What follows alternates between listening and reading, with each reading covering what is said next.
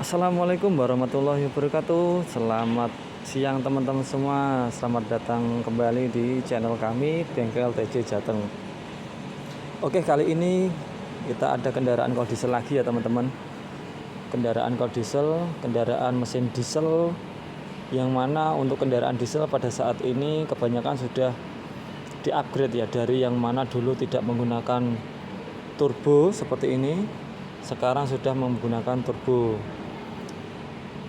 dan juga memiliki intercooler. Oke, kita mau menjelaskan tentang turbo ini sendiri ya teman-teman. Turbo itu sendiri kita adalah sebuah alat atau sistem baru di dunia mesin diesel, dan juga di mesin bensin juga ada. Tapi kali ini saya akan menjelaskan di mesin diesel dulu. Untuk turbo di mesin diesel ini dia digerakkan oleh gas buang ya. Jadi oleh gas buang dari mesin ini, ada turbinnya di bagian dalam sini. Semakin gas buangnya banyak, otomatis semakin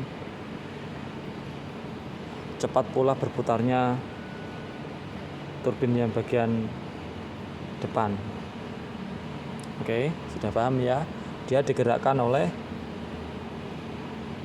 gas buang, jadi oleh mesin itu sendiri. Beda kalau supercharger. Kalau supercharger dia digerakkan oleh fan bell. Tapi untuk kendaraan kol diesel ini dia turbocharger, digerakkan oleh sisa pembakaran atau gas buang yang dikeluarkan oleh mesin diesel. Itu yang pertama. Fungsinya apa? Oke. Fungsi dari turbocharger sendiri ini adalah menambah tenaga pada mesin diesel ini atau menambah power. Itu ya fungsinya ya. Dengan cara apa? Mendorong udara yang masuk. Ini kan udara yang masuk dari filter udara masuk ke turbo, didorong ke intake. Mendorong udara yang masuk agar lebih besar dan padat, sehingga pembakaran menjadi lebih sempurna dan power yang dihasilkan akan lebih besar. Paham ya fungsinya ya? Fungsi dari turbocharger. Yang kedua. Yang ketiga apa? Yang ketiga adalah cara ataupun cara kerja dari turbocharger itu sendiri. Cara kerjanya adalah ketika mesin ini berputar, jadi mesin ini berputar atau hidup, otomatis terjadi pembakaran di dalam mesin. Sisa pembakaran dibuang melalui lubang exhaust atau lubang pembuangan yang mana dialirkan ke knalpot. Jika mobil tersebut memiliki turbo atau menggunakan turbo, maka pembakaran tadi melalui turbo dulu. Turbin yang bagian belakang ini di dalamnya, dia akan memutar sirip-sirip sehingga sirip-sirip yang bagian intake depan, jadi sirip-siripnya ada dua di bagian turbo atau turbin yang bagian belakang dan turbo yang bagian depan. Itu ada dua sirip yang terhubung menggunakan satu as. Jika exhaustnya besar, maka putarannya juga akan besar karena dia satu as. Setelah berputar, udara dihisap, dialirkan ke intake.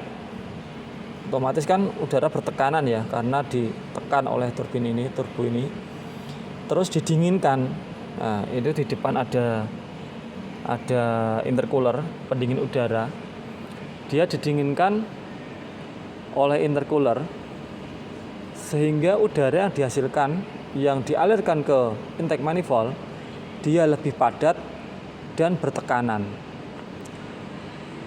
Karena sistem dari mesin diesel adalah udara yang dimanfaatkan, otomatis terjadi pembakaran di dalam ruang bakar lebih sempurna dan power lebih tinggi. Semakin tinggi gasnya atau perputaran mesinnya, otomatis semakin tinggi pula turbinnya atau tekanan udaranya yang masuk ke intake. Seperti itu. Sudah paham ya teman-teman? Terus ada pertanyaan lagi. Bagaimana perawatannya untuk turbo itu sendiri, Mas? Gitu kan? Oke, ini kita jelaskan. Untuk turbo itu sendiri, dari sistemnya dia menggunakan oli mesin. Jadi pendinginnya, pelumasnya dari turbo itu sendiri dia menggunakan oli mesin ya, oli mesin. Sehingga turbo yang bekerja ini dia membutuhkan oli mesin juga yang bagus. Seperti itu ya teman-teman. Lah, apa hal-hal yang dapat dilakukan agar turbo ini awet? Karena kita tahu sendiri bahwa harga turbo ini lumayan mahal ya teman-teman. Jika terjadi kerusakan, otomatis biaya yang kita keluarkan akan menjadi lebih banyak juga yang dikeluarkan untuk perawatan mobil diesel ini.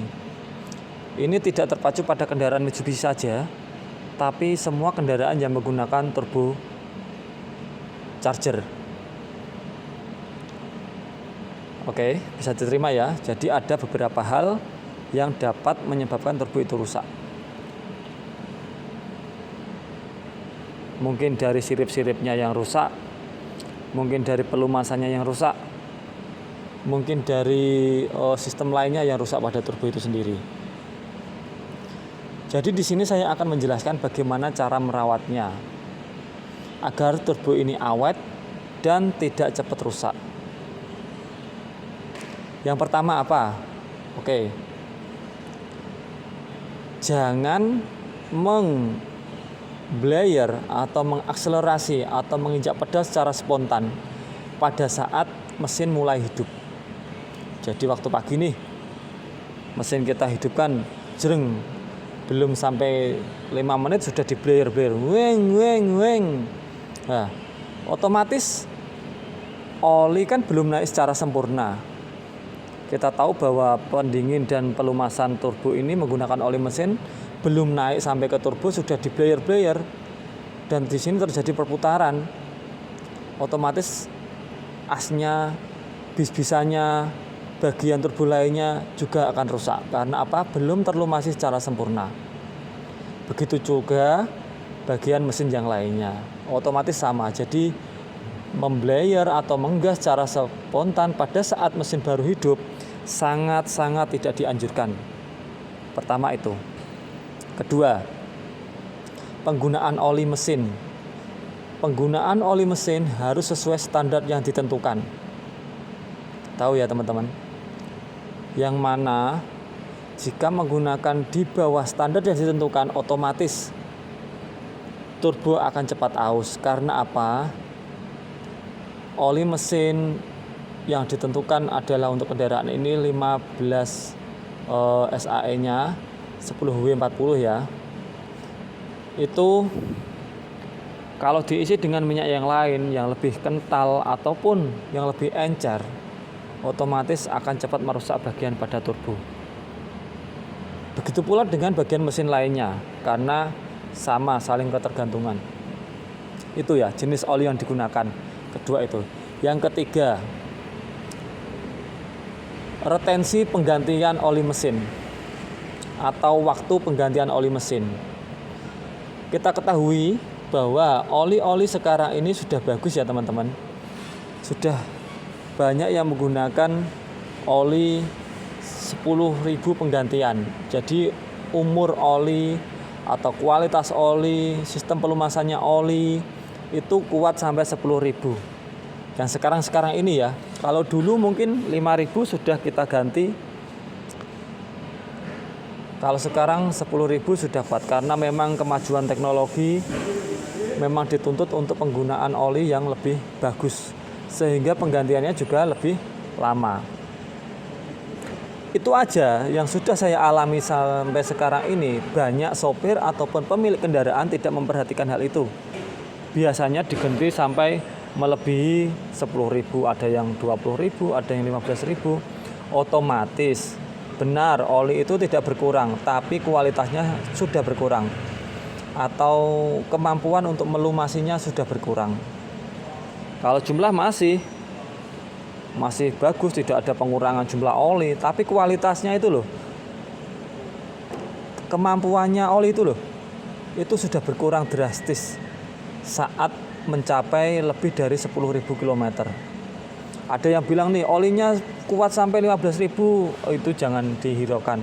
Karena untuk saat ini masih yang terbaik itu 10.000 km penggantian oli. Kalau di atas itu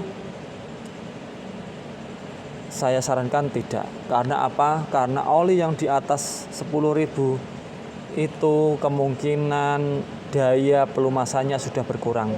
Pasti itu. Dan jika itu masih dilanjutkan terus-menerus, dibiarkan terus-menerus, otomatis akan cepat merusak bagian turbo ini sendiri. Oke. Gimana teman-teman? Tadi ada 3 yang perlu diperhatikan ya. Jadi itu tadi yang dapat saya sampaikan. Semoga ilmu yang sedikit ini bermanfaat untuk teman-teman semua, para driver, para pemilik kendaraan. Semoga bermanfaat ya teman-teman semua. Jika ada kendala yang dirasakan pada kendaraannya, bisa konsultasi kepada saya, yaitu dengan cara komentar di bagian bawah video ini. Dan jika itu bermanfaat, silahkan di like, share, dan subscribe ya teman-teman. Jangan lupa untuk selalu diperhatikan kendaraannya ya teman-teman. Assalamualaikum warahmatullahi wabarakatuh.